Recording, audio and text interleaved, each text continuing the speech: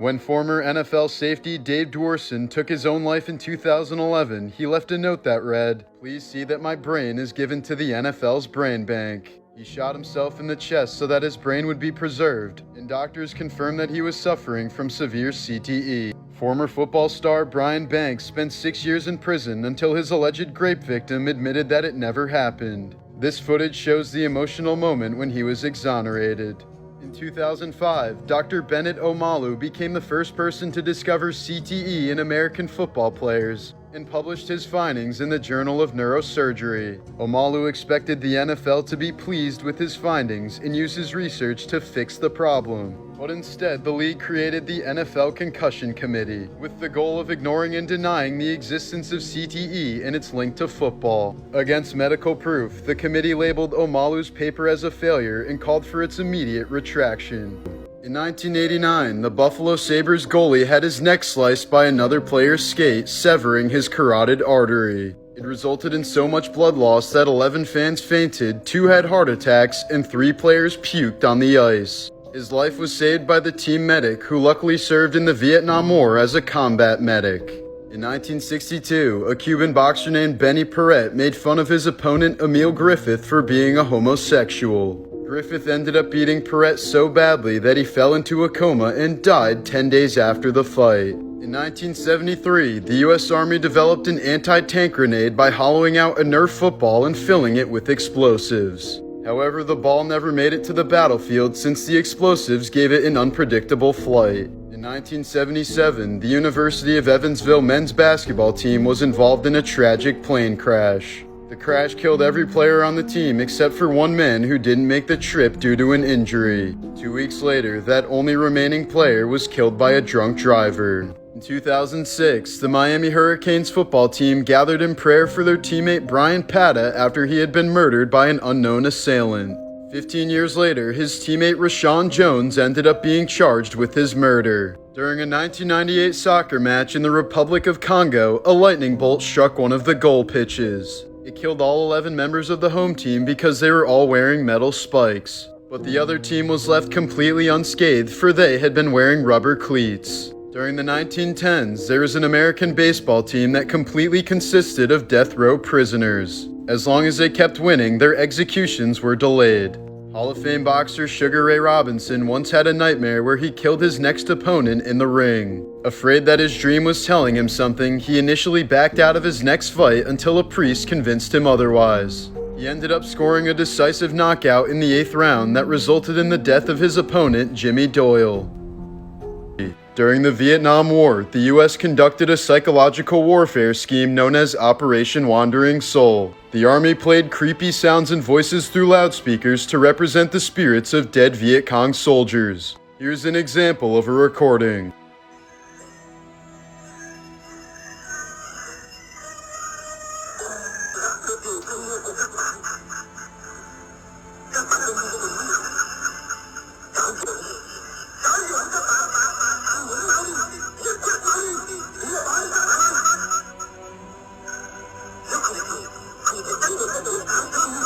In 2013, Sweden submerged a neon sign of a gay soldier to deter Russian submarines from entering their waters. Using sonar, the sign emits the message, "This way if you are gay," in Morse code. There have been no reports of Russian submarine sightings ever since. These are some of the most horrific drawings made by survivors of the Hiroshima nuclear blast. This picture shows a horde of people who had turned red like demons trying to cool their burns off in a tub of water, not realizing that the water was extremely hot from the blast and would end up boiling them alive.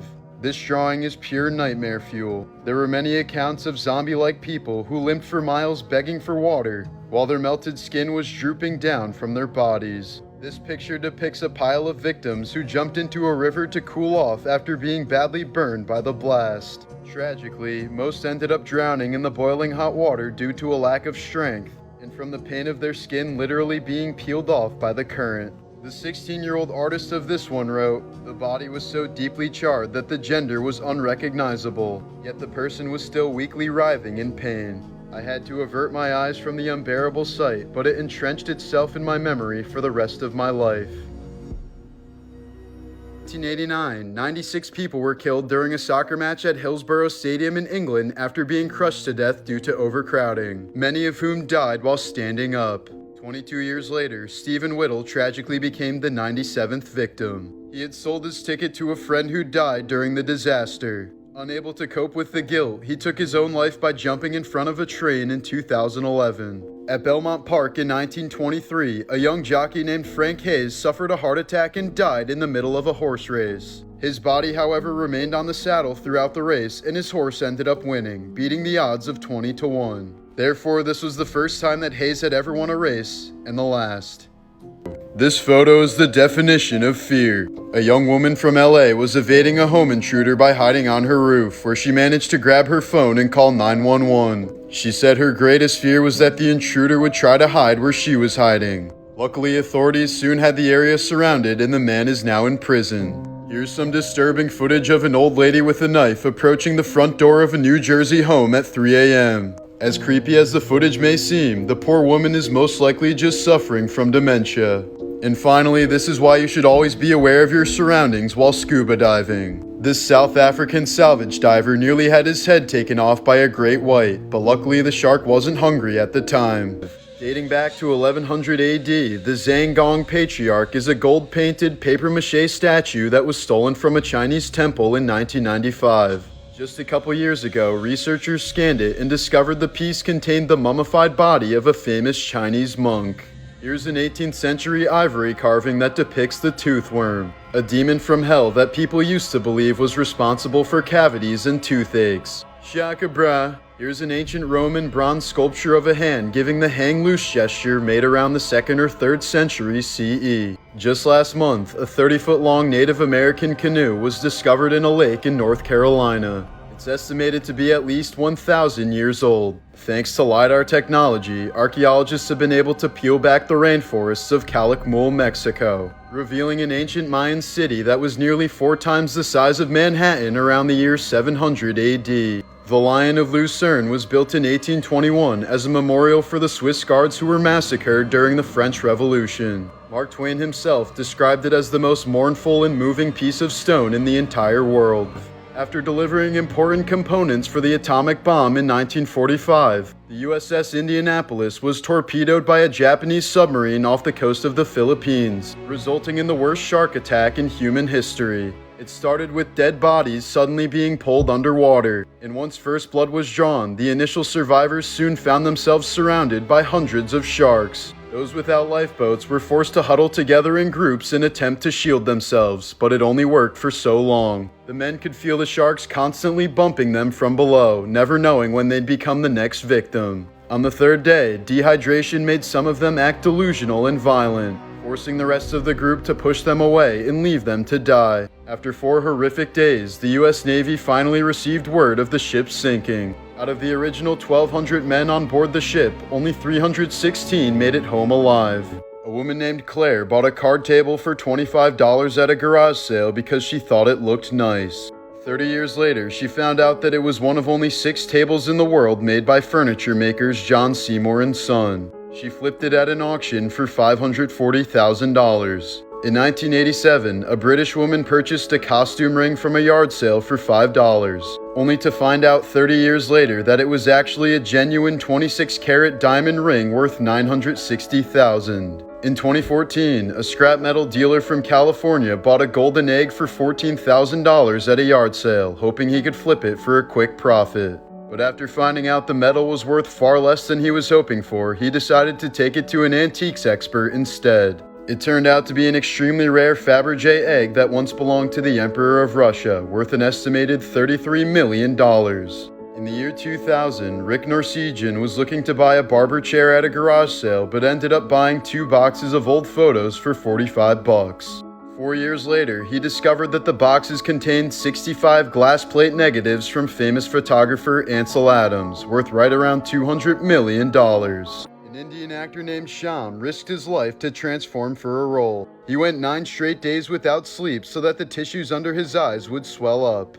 Leo DiCaprio nearly died in the process of filming The Revenant. To take on the role of Hugh Glass, Leo repeatedly camped out in the wilderness in freezing temps, slept in animal carcasses, and ate raw bison liver. He nearly froze to death on multiple occasions and said it was his toughest role to take on by far. While filming for The Grinch, the thick makeup and prosthetics made Jim Carrey feel like he was being buried alive each day. It became so brutal for him that they had to hire a former CIA agent to teach him techniques for coping with torture. The day after Shia LaBeouf landed his role in the war movie Fury, he joined the U.S. National Guard, got baptized, and got a tattoo that reads "Surrender to Jesus." Afterwards, he pulled his own tooth out, cut up his face with a knife, spent days watching horses die, and didn't bathe for 4 months. George Washington died when his doctors were trying to cure his sore throat. They were using a process called bloodletting, which involved draining a patient's blood until their illness was cured. He lost nearly half his blood before they stopped the treatment, and he died a few hours afterwards. 26-year-old Mark Leeson suffocated in his sleep after shoving 2 tampons up his nose before going to bed. Apparently, he was just trying to find a solution for his snoring problem. It's estimated that throughout the world, about 25 people are killed by champagne corks every year. A British student was once taking an exam and couldn't handle the stress and anxiety anymore. So he put 2 pencils up his nostrils and headbutted the desk, forcing the pencils through his brain. He died instantly and all the other students got automatic A's. This photo of Sean and Michael McQuilkin was taken at Sequoia National Park just seconds before they were struck by lightning in 1975. All 3, including their photographer's sister, survived the strike, but younger brother Sean suffered 3rd-degree burns and spent 6 months in a coma. After being unable to overcome the physical and mental toll of the incident, Sean sadly ended up taking his own life in 1989. In this photo, Japanese student Ayano Tokamasu can be seen gazing at Niagara Falls while standing on the fence. But just moments later, she lost her footing and tragically fell to her death. In 2016, a Chinese man named Jia was trying to take some selfies with a walrus at a zoo in China. But after a few pics, the massive walrus unexpectedly attacked Jia, clamping its jaws onto him and playfully dragging him into its pool. In a heroic attempt to save Jia, an experienced zookeeper tried to intervene, but both were tragically killed by the beast. In 1999, Anna Bogelholm was skiing in Sweden when she suddenly fell through a frozen stream. She was stuck in the ice for 80 minutes until a rescue team was finally able to free her. When Anna was pulled out, she was given CPR and a defibrillator, but the emergency team was certain that she was dead. Anna arrived at the hospital nearly 2 hours later, by which point her body temperature was 56 degrees Fahrenheit. She was connected to an EKG, which showed no signs of life, and she was clinically declared dead. But doctors weren't giving up, as more than 100 medical workers worked in 9-hour shifts to try and revive her. Miraculously, they were able to warm up her blood and achieve a heartbeat, and then proceeded to put her on a ventilator for the next 35 days. Anna eventually woke up paralyzed from the neck down, and was initially angry at her friends for saving her life. But within the next few years, she somehow made a full recovery, and now works as a radiologist at the same hospital that saved her life. At just under 2,000 years old, the oldest bottle of olive oil was discovered under the volcanic ash of Herculaneum. The discovery was extremely important to science since it shed some light on the molecular evolution of olive oil over time. The earliest known manufactured mirrors were found in Turkey and are approximately 8,000 years old. They were made of obsidian and had impressively good optical quality according to researchers. Built around 1300 BC, the Archidiko Bridge in Greece is the oldest arch bridge that's still in use today. It was used as a chariot bridge some 3,300 years ago. The world's oldest purse was found in a grave in Germany and was made sometime around 2500 BC. The fabric it was made of has disintegrated over the years, but it was studded with over 100 ancient dog teeth which remain intact. The Vimos coat is a 22-pound piece of iron chain armor made by hand from roughly 20,000 tiny rings. Known as the oldest completely preserved chainmail in the world, it was likely thrown into a Danish peat bog as a victory offering after battle some 1,800 years ago. In 2013, well-respected meteorologist Tim Samaras became the first storm chaser killed by a tornado along with his son Paul and friend Carl. The Oklahoma tornado expanded from 1 mile to 2.6 miles in about 30 seconds and was the largest ever recorded. It suddenly took a sharp turn towards the group, leaving them screaming their last words over the radio, "We're gonna die."